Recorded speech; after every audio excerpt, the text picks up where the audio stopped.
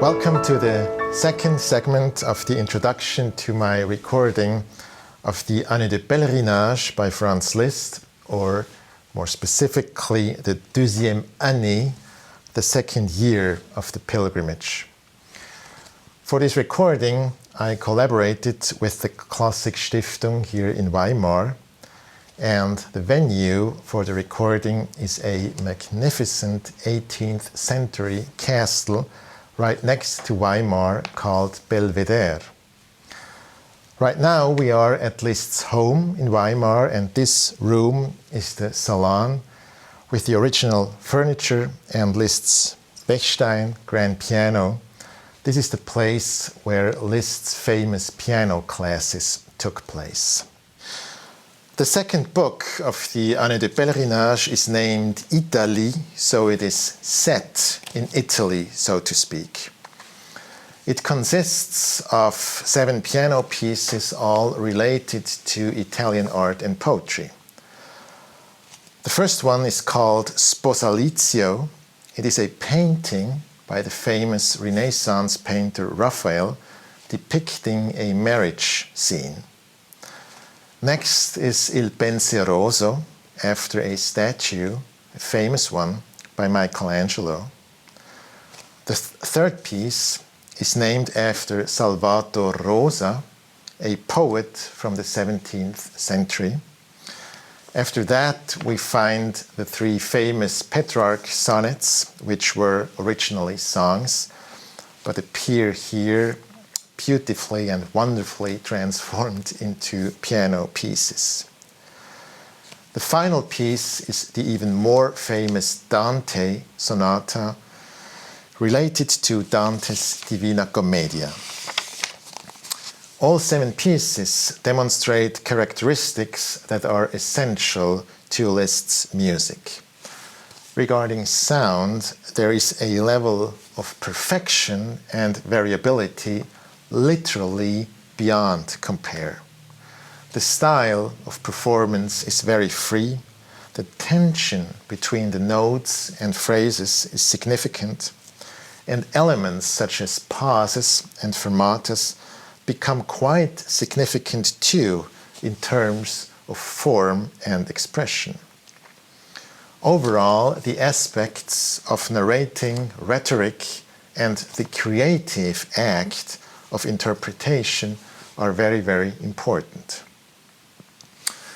In terms of tempo, the piece has neither metronome markings nor is there an extant information on its duration. As an ad libitum selection within my tempo project, it is entirely up to the player, in this case me, to choose my own tempo. The individuality, variability, and reinvention innate to his music in every performance meant everything to Liszt. My rich experience with tempi in general, and particularly with Liszt's magnificent ad nos fantasy for organ, flowed into this interpretation. Ad nos, which forms the second part of my a tempo project, was an especially important step toward familiarizing me with Liszt's ideas on interpretation, tempo, and phrasing, also for piano music. I would now like to introduce you to some general aspects of interpretation and also present some examples from Années de Pèlerinage. On a general note, the embodiment of Liszt's score in all its detail was important to me. What he wrote should be completely hearable and experienced by the listener. A lento should really sound like a lento, and a presto should really express all the turmoil of a presto. Fermatas should be perceived as moments of stillness and floating. All the accents should be audible, and the phrasing should appear as if the music was sung. This, of course, also includes the courage to sometimes risk somewhat extreme solutions. For instance, the second piece, Il Penseroso, which starts with lento, is really very slow in my version. It represents an almost mystic absorption in Michelangelo's famous statue, a total focus on inner thoughts, and nears a stagnancy towards the end. The incredible harmonies of the piece appear as if carved in stone, and their effect actually increases with the slow tempo. Obviously, my version of the piece, lasting almost 8 minutes, is somewhat extreme in terms of tempo compared to an average duration of 4 or 5 minutes, and even more to some interpretations that play the music in only 3 minutes. For the 3 Petrarch sonnets, the concepts of singing, breathing, and phrasing, along with the idea of freedom and flexibility, was particularly important to me. Especially for the second sonnet, Lina Rahman's thoughts on virtuosity as a tool to express sublimity inspired me. I tried to bring out the melodic quality through everything. This brings me to the most famous piece of the series, the Dante Sonata. The piece is highly virtuosic. Here as well, it was important for me to search for the melodic quality in all the rich passage work, like for the Nose Fantasy, and even for very fast passages to search for expression, grandeur, and sublimeness. As some sort of pars pro toto, I would like to focus on a particular example from the Dante Sonata, the beginning of the piece after the slow introduction, which actually, as Liszt said, represents the call for the cursed souls. After this introduction, the actual piece starts with bar 35.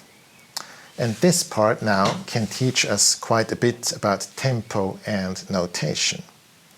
At first, there is the movement name. Presto, agitato, assai, lamentoso.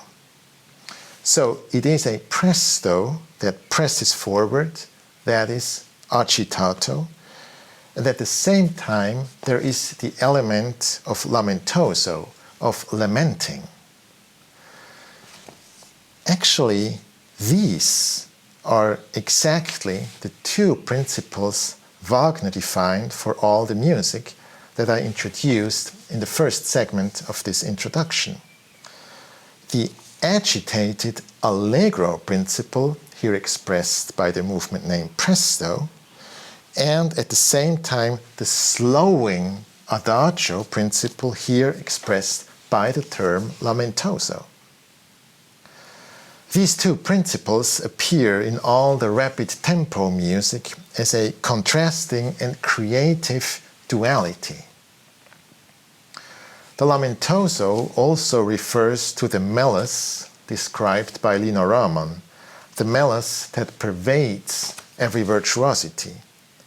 In other words, this is a perfect example of a presto that does not indicate an absolute tempo, but an energy, a character that is intended by the lamentoso marking.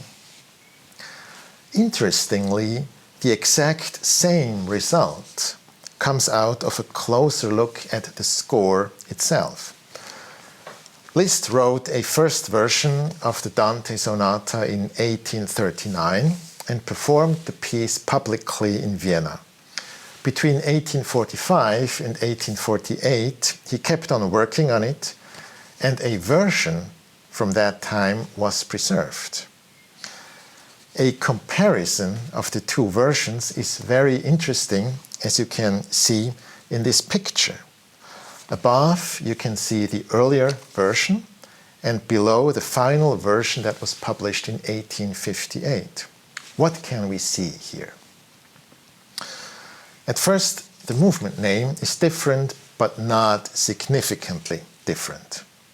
It is an allegro agitato assai instead of a presto agitato assai. And we also find the lamentoso marking already in both versions. A much more significant difference between the two versions lies in the notation. The earlier version shows 8th notes or quavers instead of 16th notes or semiquavers, and the time signature is 2/4 instead of 4/4 or common time. So in the earlier version, the bars are much smaller. 1 bar of the final version corresponds musically to 4 bars in the earlier version.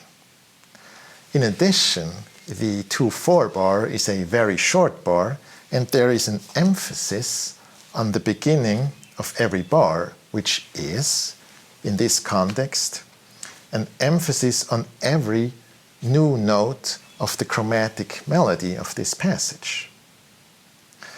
Looking at the final version, it could mean something like da-dam, ba-dam, ba-dam, ba-dam, ba-dam, ba-dam. The earlier version, on the other hand, clearly shows something like bam bam din din bam bam bam bam bam bam.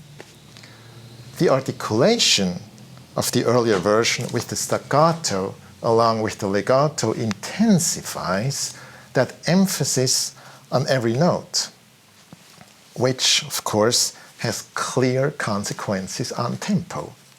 In other words, even though this passage is agitated, it is highly expressive at the same time. It presses forward and is held back at the same time. This dynamic is in full accordance with what both Wagner and Rahman say about the essence of this kind of virtuosity. This comparison of the two versions was a core insight that has influenced my interpretation of the entire piece. To see its virtuosity not as pure speed, but as power, sublimity, and greatness, and to grant an expressive quality to each and every note. Liszt, the performer, is an almost infinite subject within the music of the 19th century, and first and foremost one of the most fascinating topics of that time. For today, I will leave it to those short remarks. I now hope you enjoy watching and listening to my recording of the second book of Franz Liszt's Années de Pèlerinage at that wonderful location at Belvedere Castle. Thank you very much and see you soon.